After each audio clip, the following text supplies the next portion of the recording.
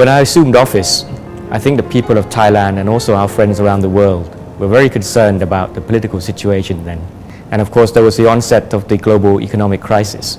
But I think the Thai people had this common dream, and it's also my dream, which is that we can restore the country's image in terms of political stability, and that the fact that our democracy is actually maturing, and at the same time, we can prove our resilience once again, that we can shine through any economic crisis. Since then, I think we have made a lot of progress. I think the situation is now more stable. We are continuing to move towards our national reconciliation program through democratic means, and my government has certainly proved that we are here to protect and also to make sure that our democracy continues to develop. At the same time, we have also seen a lot of progress on the economy. The worst is over.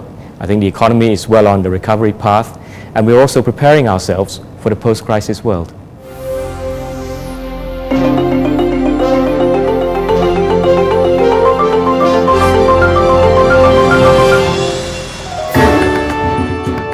Thailand currently acts as the chair of ASEAN, and we are also conveniently located at the heart of ASEAN, which is a community of almost 600 million people.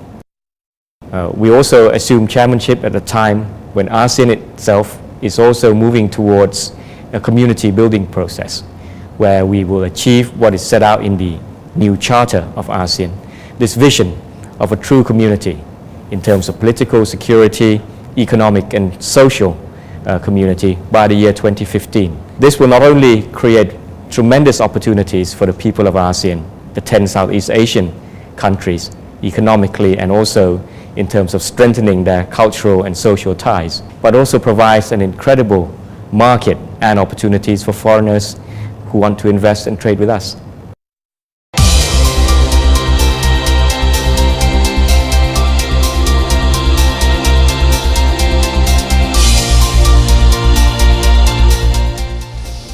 Asia has been the focus of people around the world. I think there are high expectations that the Asian economies will be the ones that will lead the global economy out of the current crisis, especially with very two large economies, China and India, clearly showing their strengths. At the same time, countries like Thailand, who had gone through a very difficult period in 1997 with the financial crisis, has learned their lessons. And we have proved this time around that our financial system is extremely sound and can therefore weather the financial crisis from elsewhere. But obviously we are part of the global economy, and we need obviously our partners and friends to recover, to make sure that our exports and our tourism incomes can recover. Be that as it may, I think the fact that we have proven in the past to be resilient, to be flexible, and that we have a lot of strong fundamental factors going for us in terms of resources, in terms of the labor force, in terms of the skills, and in terms of the ability to adapt. I am confident that will be part of Asian prosperity, which will drive the global economy in this century.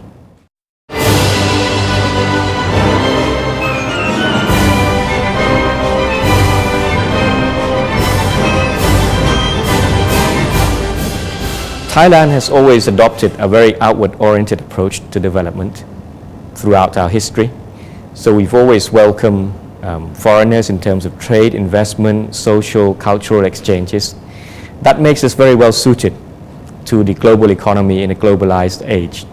And I believe that our agreements, particularly free trade agreements and economic partnership agreements that we have with economies ranging from China, Japan, Australia, New Zealand, India, these will make sure that Thailand will be fully integrated into the global economy and therefore be able to work with our long-time friends and partners all over the world to make sure that we achieve peace and prosperity.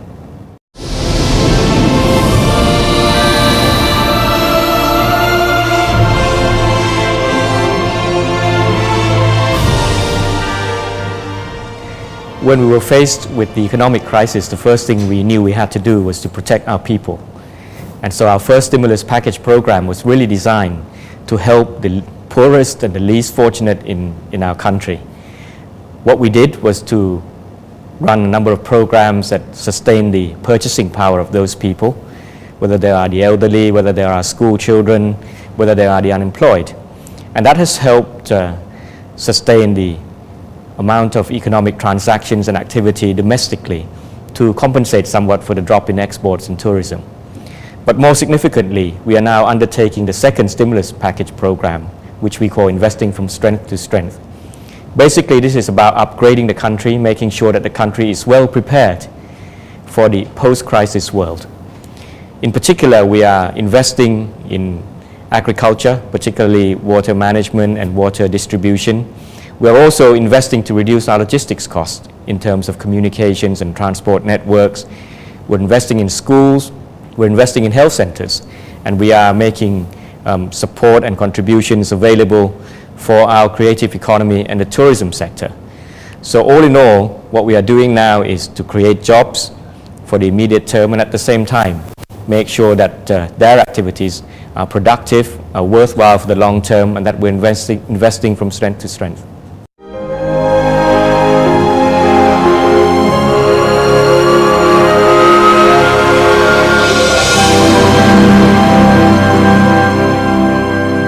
Well, anybody who's thinking of coming to Thailand, whether as a tourist or as an investor, I would say to them that they can ask anybody who has had any experience here with Thailand.